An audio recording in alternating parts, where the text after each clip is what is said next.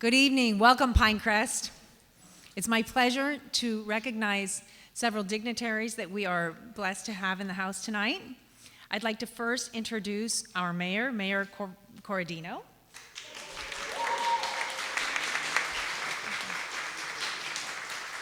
I am Shannon Del Prado. I have the privilege of sitting as a council member and vice mayor.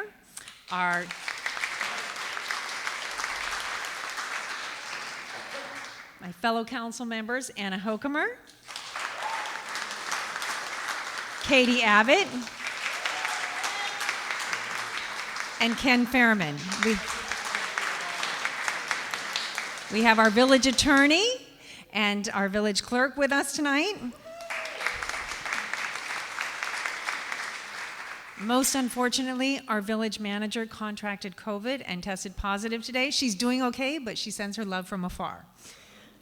So I'd also like to acknowledge our former mayors, Mayor Cindy Lerner. Is Mayor Metzner in yet? Perhaps not yet. I'd like to acknowledge our former council members, Cindy Blank, Bob Ross, and Doug Kraft. We have a representative from Mayor Daniela Levine Cava's office, Mia Devane. I'd like to recognize District 7 Commissioner Raquel Regalado. We have a representative from Alina Garcia's office, Mr. Paul Camacho. We are expecting Mayor Karen Cunningham. I don't know whether she's made it or not yet. And the Town of Cutler Bay Councilmember Duncan. Thank you. We have Grant Miller. I know I saw Grant Miller from Community Newspapers with us. Thank you. And finally, certainly not Ms. Luisa Santos. Thank you so much for being with us. She's our school board member from District 9. Thank you. Our chief of police is with us. We have several department heads. Thank each of you for your service. But most importantly, I want to welcome all of us who are residents in Pinecrest. Your presence, your engagement is in large part what makes Pinecrest the home that we share. So thank you. Thank you for being here tonight and for always participating and being part of our village. It is an honor to introduce Mayor Joe Corradino. Mayor Corradino was elected as our fourth mayor in Pinecrest in 2016. He was reelected in 2020. Mayor Corradino will continue to volunteer as our mayor until 2026. Mayor Corradino volunteered on our village council from 2006 to 2014. He served on our zoning board for 4 years. Mayor Corradino is the longest serving elected official in our village history.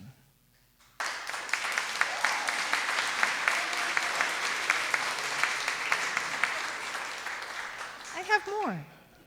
Mayor Corradino earned his bachelor's from Villanova University and a master's in urban planning from the University of Cincinnati.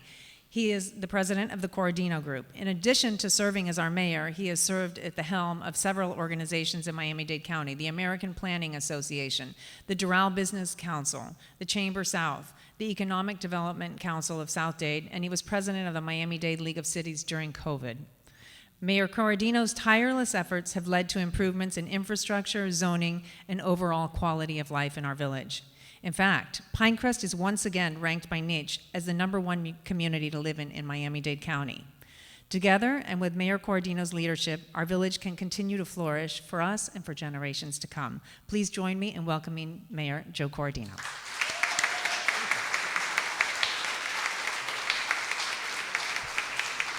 Thank you. I appreciate you all being there. Before we get started, I don't want to be redundant, but I wanted to thank a few people. I want to thank our governmental folks, our county commissioner, our school board member, Commissioner Regalado. Commissioner Regalado has been integral to our success. She's been one of the most involved county commissioners we've had, and Commissioner Board Member Santos has worked with us very closely as we work with our schools. I want to thank all of you that are here, our neighbors and our staff, because without you coming to these meetings, this village simply just can't function. It never could. It takes all of us participating together to make this work. I, of course, want to thank our founders, Gary Matzner and Evelyn Greer. They had the wisdom, the vision, and the courage to kind of see through our incorporation efforts. And in that vein, all of the citizens that have volunteered over the years to participate in our council. We have one here, Doug Kraft is here. Thanks, Doug, for all the work you've done. And then our current group right now, Vice Mayor Del Prado, Anna Hokemer, Katie Abbott, and Ken Fairman. You know, we all are like our community. It's pretty diverse. We come from different backgrounds. We come from different places in the world. We have different perspectives on our issues. The greatest similarity that we all have as council people is that we really work hard to study the issues and work hard to build a consensus so the decisions that we end up getting made, are the best for us all as a community. And finally, I want to really thank our staff, because this is how it works. We have got our charter officials, Mitch Bierman and his team, with Chad and Roger and their whole group, and really one of the best law firms you're going to find, because they bring the collective experience from dozens and dozens of municipalities, and there's really just no issue that they can't handle. Our clerk, Priscilla Torres, who really makes the village run smoothly. Everything we have or everything we need or you need is she makes our processes run smooth, from our simple council meetings that sometimes aren't so simple to the entire election cycle. And our manager, Yoselin Galliano, who's not here tonight, she makes the day-to-day operations of this village run absolutely seamlessly. She's a brilliant woman. I've known her since our incorporation. She's visionary, she's calm, she's strong, she's fair, and we just couldn't have a better village manager. And she leads an incredible staff of people, the women and men that are our face every day out in the community. They, you know, when you really think about it, they provide you all and us the highest level of individual service that you could possibly provide. And then when we sit on the council, they understand the issues that we go through very well. They give us all the information we would ever need to make the best decisions possible for the community as a whole. So I couldn't be more proud to be part of a team than I am now between everybody we have here. And I think in looking back at that, this past year has been hugely consequential for the village of Pinecrest. I think we've taken giant leaps forward as a village, proven our extraordinary strength, our extraordinary resilience. You know, our main goals since our incorporation were to protect our character and enhance our quality of life. And as we've seen over the last couple of years and over the last 25 years, that may be harder than it sounds. And it kind of may be a paradox, but we've stayed the same because we've constantly evolved. But we've always known that we need to evolve in a way that's controlled, in a way that's managed, in a way that includes all of us as participants, and that's the only way we can be as successful as we've been.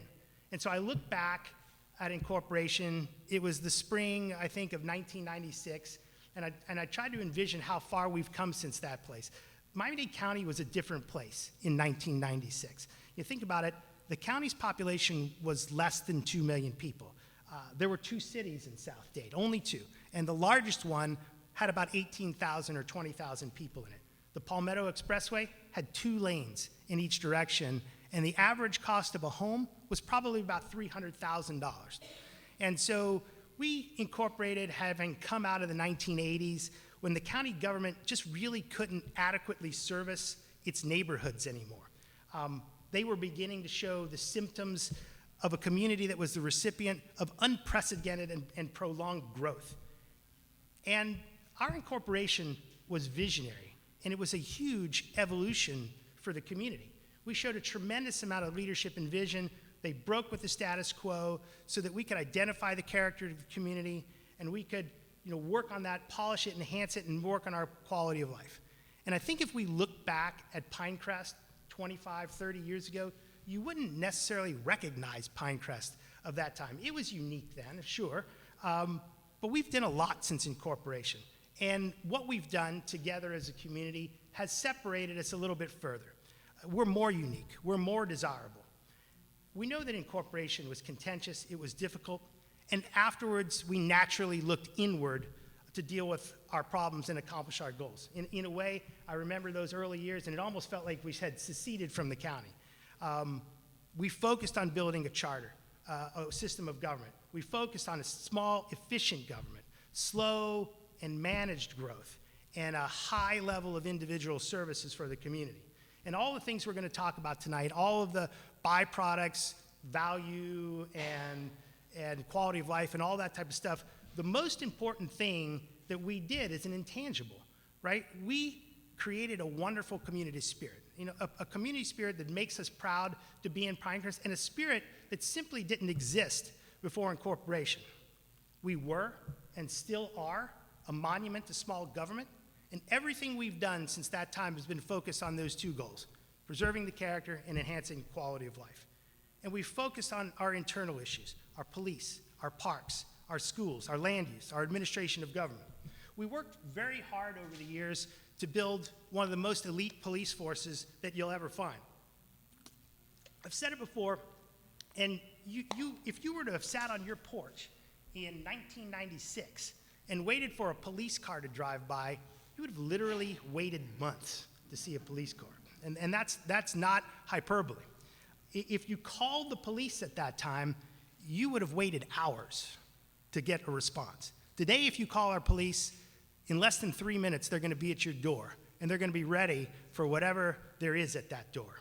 Crime today is over 65% lower than it was the year we incorporated. Our 5-year running average of crime is the lowest in history, and it keeps going down.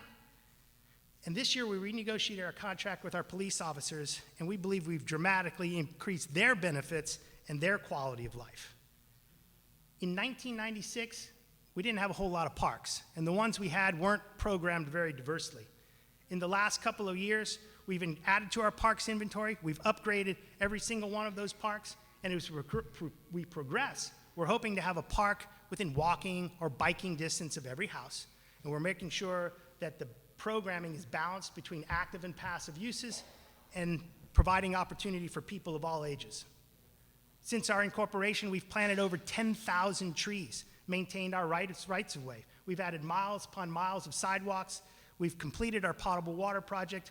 We are focused on working with FP&L to finish the $20 million worth of undergrounding projects.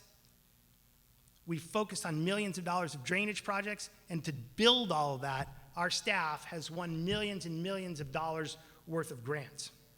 And while not under our control, many of us moved here because of the high-quality schools.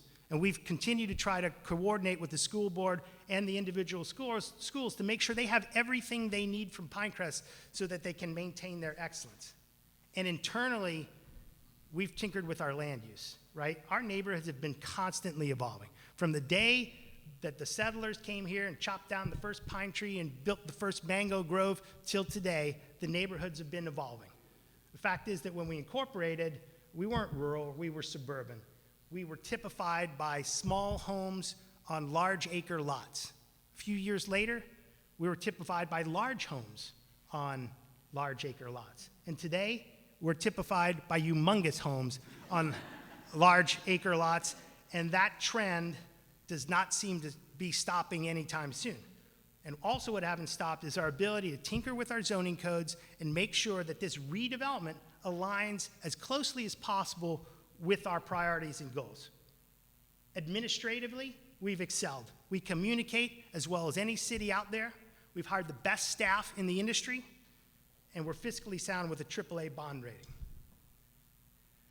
But as many people predicted in 1996, it wouldn't stay 1996 forever.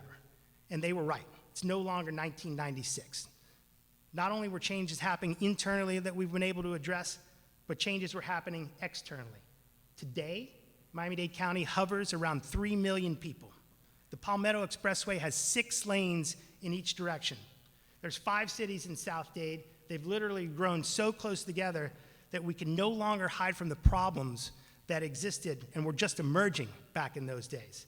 Homes in Pinecrest can be 25,000 square feet and cost well over $12 million. Our county has become one of the fastest growing counties in the fastest growing state in America. And it's interesting to note that while Pinecrest has not necessarily grown, interesting fact that I think our population is flat or a little bit less than it was in 1996, the county has exploded. The city I was talking about, the largest city in South Dade in at that time was Homestead. It had about 18,000 people. Today, Homestead's got 80,000 people. This growth that is occurring outside of our village continues, and it impacts the quality of life inside of our village more and more every year. And these issues are quantifiable. It's traffic, affordable housing, economic development, the environment. These are big issues. These are complicated issues. These are issues that can't be solved by the state, the county, or any one city alone. But give them credit. The county and the state who are tasked with solving these issues have woken up.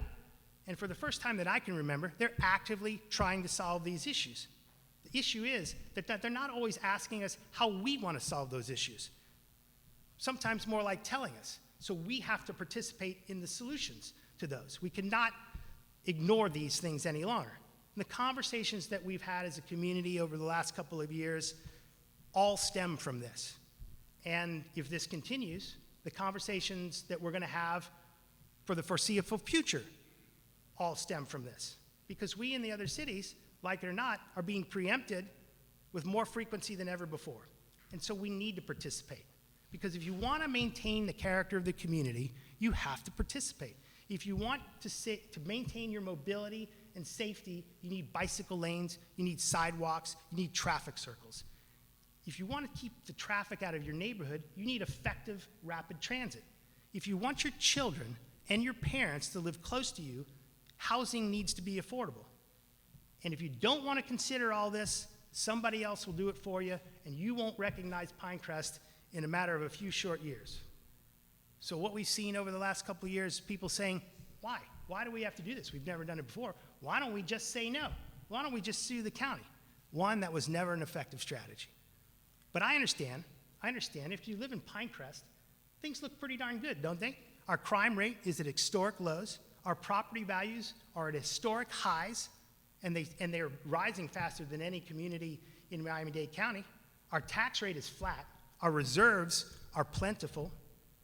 Our streets, lush, green, canopied, infrastructure being renewed at a record pace. Parks are refurbished, meeting the needs of people of all ages. Our schools are top rated. Our houses of worship, supported, protected. Our staff, the best in the business, provides an individual level of service. I mean, hell, even our peacocks have an individual, tailored attention so that they can remain the attractive curiosity that they are and not evolve into an utter nuisance. Thank you. I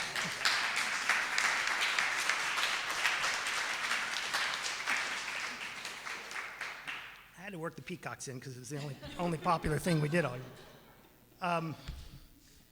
But frankly, none of this was the case before we became Pinecrest.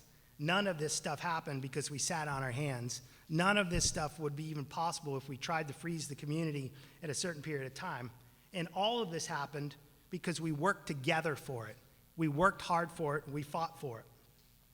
So in fighting to protect our character and our quality of life, Pinecrest has always taken a leadership position, just like we did during our incorporation. And going forward, we're going to continue to do the same. We're actively participating in the creation of the solutions for not only our biggest problems, but the county's biggest problems. And we're going to make sure that they impact Pinecrest in the best way possible. Just a couple of examples. We've repaired our relationships with FP&L, and they're helping us complete $20 million worth of undergrounding of electricity, something we fought for years, if not decades. We fought hard for the bus rapid transit system. Some would say that would have been unpopular. But the Metro Rail wasn't coming for 20 years, and the price we would have to pay in land use density and intrusion to our neighborhoods was astronomical. BRT required significantly less density because we knew, after all, the county was going to do the right thing and ask us to support it. And we were right. Along came the Rapid Transit Zone Ordinance. This is a proposal that was put forth that attempted to take our autonomy away, our decision-making power away, our ability to set codes together. We didn't throw up our hands and say, no, we're not going to participate. We worked with Miami-Dade County, with the League of Cities. We joined forces, and we came up with a solution that was the best for them and the best for us. We retained our autonomy. We set our own densities. We have retained control over decision-making process. This was a giant win for the village of Pinecrest. It was a giant win for Miami-Dade County. If it's not people telling us how to trim our trees, and how we deal with short-term rentals. It'll be something else, right? The latest in the long string of preemptions is the Live Local Act, right? It's a statewide, kind of one-size-fits-all attempt at solving the affordable housing crisis. Nobody debates that we need to solve the affordable housing crisis. It's made it difficult for almost all of us to live. Few of us can buy a house in our own neighborhoods today. It's worse for our children. And you think about 1996, almost every house in Pinecrest was affordable. So if we don't focus on things like this and be a willing participant in the solutions to these problems, the community is going to change. So in conclusion, I just want to say, look, we've been around for close to 30 years. Our goals have been consistent the entire time. As a community, we've never shied away from tackling difficult problems. In fact, we've run towards them because that's the kind of people we are. Evolution is difficult, but it's constant. And once we stop deeply thinking about how to evolve and short-sightedly freeze ourselves in a moment in time, we're going to begin to degrade. So over the years, our success has proven successful. That's why Pinecrest is what it is. No council that's ever sat up here has ever taken that responsibility lightly. And I promise you, this council and this staff will unyieldingly continue to push forward with the things that benefit Pinecrest in a way that's going to maintain our character and enhance our quality of life. So on behalf of our council, on behalf of our staff, I want to say that I and we are very grateful for the opportunity to serve. We are very grateful for the opportunity to be here tonight. And I thank you for that. Now, we have a short video that's going to more eloquently and artfully display our accomplishments of the last year. But I think what I want you to know after this is that the state of the village of Pinecrest is strong and it's ready. Thank you for being here. Roll tape, as they say.